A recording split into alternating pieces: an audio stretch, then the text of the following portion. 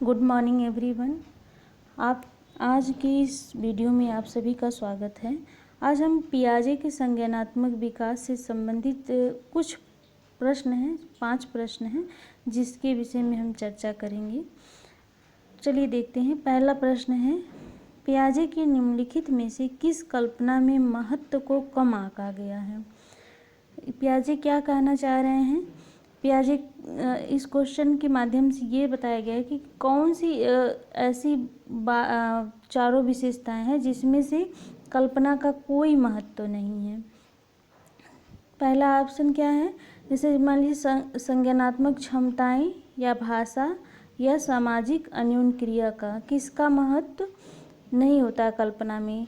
तो यहाँ सही आंसर क्या है? संज्ञानात्मक क्षमताओं के विकास में कल्पना का कोई महत्व नहीं होता। बाकी जो अन्य ऑप्शन जैसे भाषा के महत्व में भी कल्पना का महत्व होता है और सामाजिक अन्योन्य क्रिया में भी कल्पना का महत्व होता है।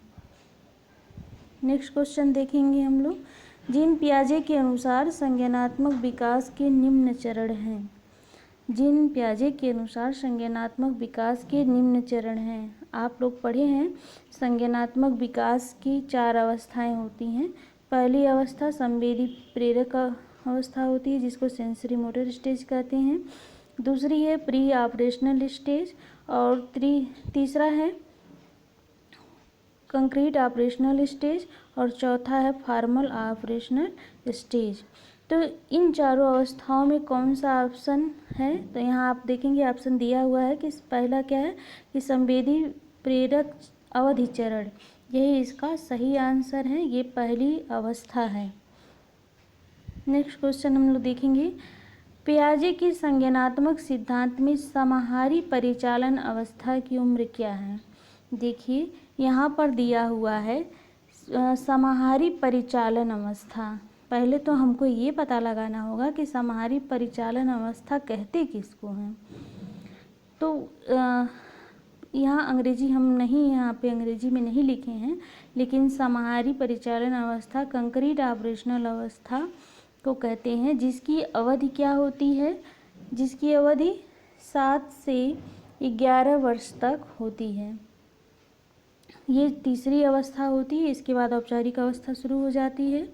तो समाहारी परिचालन अवस्था बहुत अधिक नामों से जाना जाता है इस अवस्था को। ये बहुत ही इम्पॉर्टेंट होती है क्योंकि इसी अवस्था में पियाजे के अनुसार बच्चे तर्क करना सीख जाते हैं। नेक्स्ट क्वेश्चन को देखेंगे। अभिकथन है, एक शिशु के लिए अवधारणात्मक विकास को प्रत्यक्ष गत्यात्मक और संचालन गतिविधियों के माध्यम से व्यक्त किया जाता है। तो और कारण क्या है कि पियाजे का मानना है कि ज्ञान के विकास में आत्मसात्मीकरण और समायोजन 2 प्रक्रियाओं का पारस्परिक प्रभाव शामिल है। तो यहाँ आत्मसात्मीकरण से क्या तात्पर्य है? आत्मसात्मीकरण से तात्पर्य क्या है कि नए ज्ञान या नए विचारों में पुराने ज्ञान या पुराने विचारों में जब तालमेल हो जाता है तो उसे क्या कहते हैं? आत्मसात्मीकरण। जैसा कि बच्चों को कई कंसेप्ट इस अवस्था में क्लियर होते हैं। आत्मसात्मीकरण की जब समय आता है तो उसमें कई चीज़ें क्लियर होती हैं, जैसे कि जो ठोस तरल या द्रव हैं इनका जो आकार परिवर्तन है, क्यों परिवर्तन हो रहा है। यानी कि जैसा कि आप लोग को हम पहले भी बता चुके हैं कि जब एक गिलास में, चौड़े गिलास में रखा रहता है दूध या पानी, तो बच्चे क्या समझते हैं कि पानी कम है। लेकिन जैसे उम्र बढ़ती जाती है तो वो जो आकार, द्रव का आकार कैसे परिवर्तन हो रहा है, इस कंसेप्ट को भली भांति समझ जाते हैं और क्यों हो रहा है, कैसे हो रहा है, इस बात को समझने लगते हैं। यानी कि उसके जो पुराने विचार थे और नए विचार में तालमेल होने लगा। इसे ही हम आत्मसात्मीकरण कहते हैं। इस प्रकार ये दोनों ही कथन सत्य हैं। यानी कि ए ऑप्शन यहाँ पर सही है। अगला प्रश्न हम देखेंगे। पियाजे की ज्ञानेंद्रिय गत्यात्मक उप अवस्थाओं का सही क्रम लगाइए।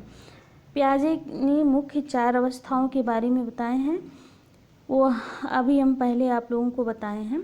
और संवेदी प्रेरक अवस्था जो है, सेंसरी मोटर स्टेज जो है, उसमें सेंसरी मोटर स्टेज में 6 उप अवस्थाओं में बांटे हैं।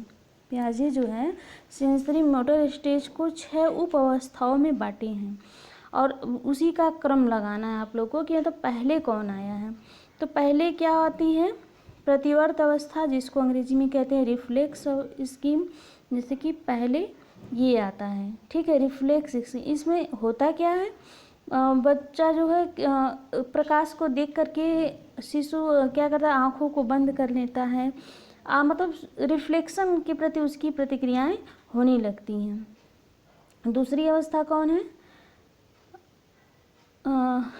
ये प्राइमरी सर्कुलर प्रतिक्रियाएं, ये दूसरी अवस्था है, प्राइमरी सर्कुलर प्रतिक्रियाएं, जिसकी प्राथमिक चक्रीय अवस्था भी कहते हैं। 1 से 3 माह तक चलती है ये। तो इसमें क्या होता है, शिशु द्वारा माँ को पहचान लेना, या शिशु अपनी आंखें घुमाने लगता है, या संगीत की ओर कोई भी म्यूजिक चल रहा हो तो उसकी तरफ क्या करता है बच्चा, ध्यान आकर्षित करने लगता है। ये इस प्रकार ये पहला हुआ और ये दूसरा हुआ। उसके बाद आ रहा है तीसरे स्थान पे कौन आएगा, सेकेंडरी सर्कुलर प्रतिक्रियाएं, यानी कि यहाँ पे जो 5 नंबर दिया हुआ है ये आएगा। तो ये तीसरे नंबर पे आएगा, सेकेंडरी सर्कुलर अवस्थाएं। सेकेंडरी सर्कुलर अवस्था में क्या होता है, इसमें माँ को देखकर शिशु अपना हाथ पाँव सब फैलाने लगता है। माँ को देखकर शिशु अपना हाव भाव प्रकट करने लगता है, यानी जिसे वो पहचानता है उसकी तरफ वो आकृष्ट होने लगता है सेकेंडरी सर्कुलर स्टेज में। अब उसके बाद क्या आता है, सेकेंडरी सर्कुलर प्रतिक्रियाओं का तालमेल। ये कौन सी हो गए, किस नंबर पे है, सेकेंडरी सर्कुलर प्रतिक्रियाओं का तालमेल, यानी कि यहाँ पर है, तीसरे नंबर पे है, यहाँ पे आएगा, ये चौथे नंबर पे। अब इसके बाद क्या आता है, टर्सरी सर्कुलर प्रतिक्रियाएं।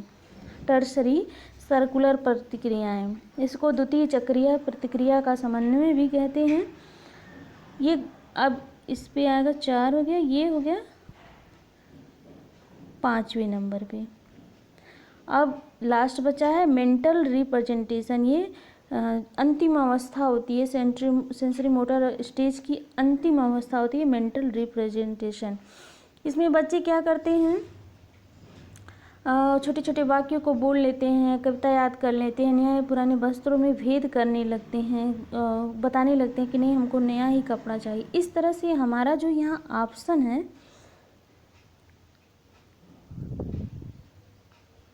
वो डी सही होगा। तो आज हम लोगों ने पियाजे से संबंधित 5 प्रश्नों को देखा। आशा है आप लोगों के लिए ये हेल्पफुल होगा।